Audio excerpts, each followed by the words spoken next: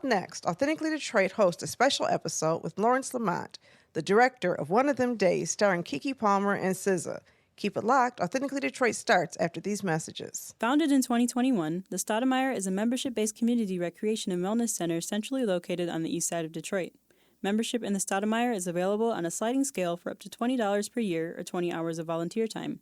The Stoudemire offers art, dance, and fitness classes, community meetings and events, resource fairs, pop-up events, the Neighborhood Tech Hub, and more. Members who are residents of the East Side have access to exclusive services in the Wellness Network. Join today and live well, play well, be well.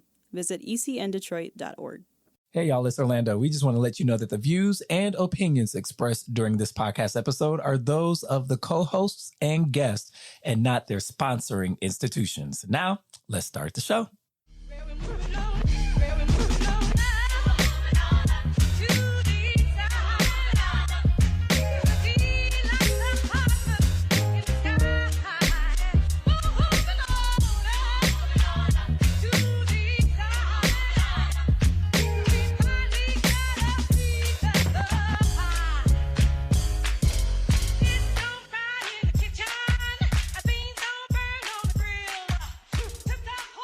Hello, Detroit and the world. Welcome to another episode of Authentically Detroit, broadcasting live from the Shinola Hotel in downtown Detroit. I'm Donna Givens-Davidson. Thank you for listening in and supporting our efforts to build a platform of authentic voices for real people in the city of Detroit. We want you to like, rate, and subscribe to our podcast on our platforms. Orlando is still out sick, so we're wishing him a speedy recovery, and I'm hosting solo today. We're recording a second time this week after having the honor of attending a screening for the amazing film, One of Them Days, starring Keke Palmer and SZA and directed by Detroit's own Lawrence Lamont. Lawrence, welcome to Authentically Detroit. Pleasure to be here. Okay. Authentically Detroit. Well, you know, I felt like the film was authentically L.A. and Detroit all mixed together. Right. There's a very connection there. Definitely. Yeah, how's the Black State finding you? I know you are on your second or third day of your press tour. Well, no, I'm actually on my like I started in December right before Christmas. I did press junkets and I did some stuff in November, me, Keke, and SZA and Issa, and then December we did some stuff in LA.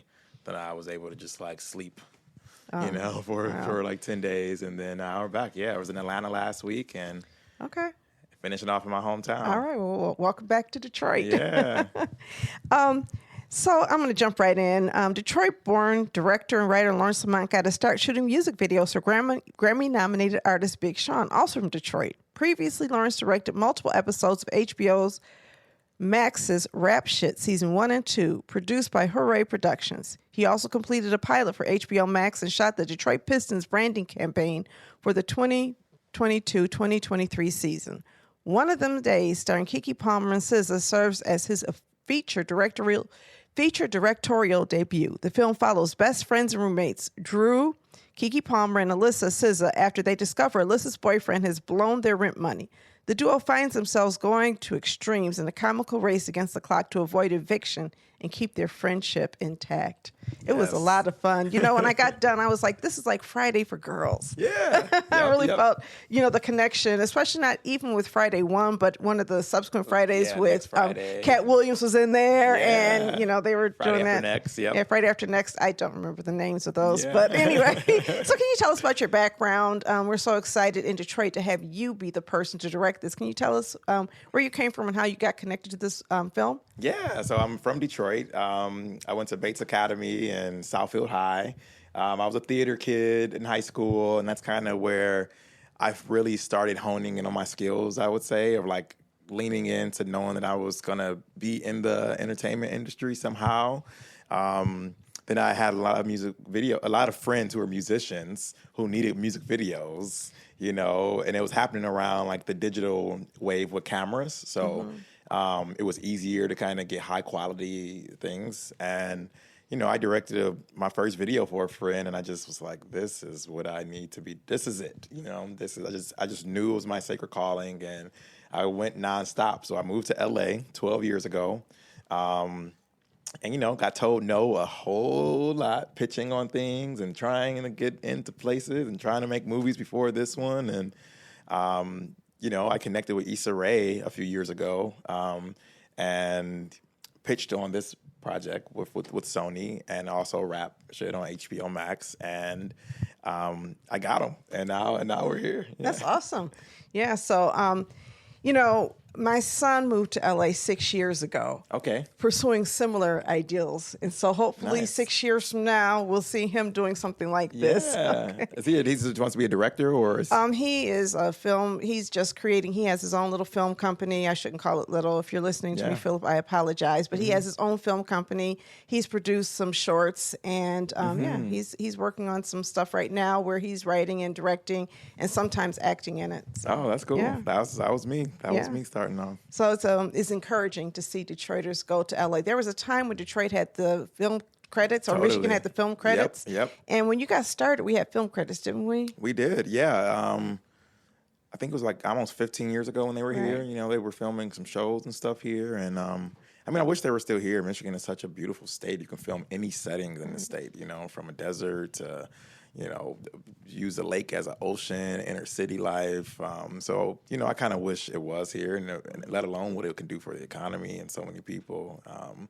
But yeah, it's gone now. Hopefully it comes. I think like 40 states have it. So it's like, what's going on? Why did we get rid of it? It makes no sense, And we had a Yeah. whole ecosystem built up around it. Yep. And now it feels like we have Tubi and that's it. Yeah, you're right. I know. We can bring some motion No pictures offense, Tubi, here. but it's for not the sure. same as this. Yeah. All right, so what's it like working with Keke Palmer, SZA, and Cat Williams? It was amazing. They're all just like balls of light and joy and creativity, and it was awesome. Keke Palmer is a superstar. She's already a legend. I know she's still a young woman, but from Aquila and the Bee to now, she's just how she carries herself. She brought it every single day on set. And SZA, this is her first time acting, in anything. So she kind of embodied the role of Alyssa, like in real life too, as like a free spirit and hopeless romantic, I guess you can kind of say too. And then Cat Williams is just epic. He was in character the whole time, so serious. Like he came in my trailer once, his first day on set, and was like Cat Williams. And then he was Lucky the rest of the way. So he's a veteran that just elevated every scene. Yeah, I remember him saying that on next Friday he just started creating his own roles, and it was supposed to be a bit part, and he made it into a more major part. Was that also true with this film, or did you know that you needed him to be bigger than an original, just a small part of the... For Lucky, yeah. So that character kind of evolved. So he was the character was only in one scene at some point, and then we were just going back. Sarita Singleton, the writer, and myself, and producers and whatnot, just kind of like this character, something to this character. He's special. And Cat Williams' name came up in a meeting earlier last year, and it was like, yo, we gotta get Cat to be Lucky. So I had a director's meeting with him right before he signed on, and he just understood it and knew what this character was. And, he's magical. He's kind of like, does he exist? Is he real? Is he fake? So he killed it, Well, that was kind of fun. I'm going to go to see it again with my husband, and I'm going Nice. to look for those elements that you talked about last night, where there was a question about whether Lucky was actually real. Yeah, only the girls talk to him. Well, that's true, but I'm going to have to see it again so I can observe that. Yeah. I feel like you missed something the first time you see it. Definitely. One of the things that you mentioned during the question and answer after the fact is there was a question about SZA, and you just mentioned it. This is kind of like her personality. Yeah, in a sense, yeah. But it's kind of hard to act your personality on screen, isn't sure, it? I yeah. mean, I just don't want to yeah. negate those acting skills, Oh, because she no. seemed great for a first-timer. Yeah, she's incredible. I think like it's hard, even if you act like a character, to do that every day on a film set, cameras roll, and it was a new experience for her, and she's a natural. I think that she's gonna get so many more roles after this, and I hope she really embraces it, because she has a new career. Yeah, she does, and I want to see her in more things. I actually want to see more versions, another one of them days, or something like that coming up, because this was a lot of fun. Another person that we got really excited about was Joshua Neal. What was it like working with him? It was great. I know we love him. He used to do the TikTok skits and Instagram skits and stuff. He's so funny. He also was just so creative in bringing ideas and really embodied the Keyshawn role, and that came down to the wire casting that character, because, we really wanted that person and SZA to feel like it would be a match. And Joshua just brought it, and his sense of humor is so crazy. And, you know, he comes back at the end with the candles, you know. Mm-hmm. I think a lot of women watching that had PTSD, though, Yeah. right? It was like, I know him. Hell no. Yeah. So, okay, wildfires are all you hear about in L.A. Yep. And I know that there's certain neighborhoods that have been impacted. What about the neighborhoods Recently, where this was shot? Were they They're impacted? No, they weren't, thankfully, you know.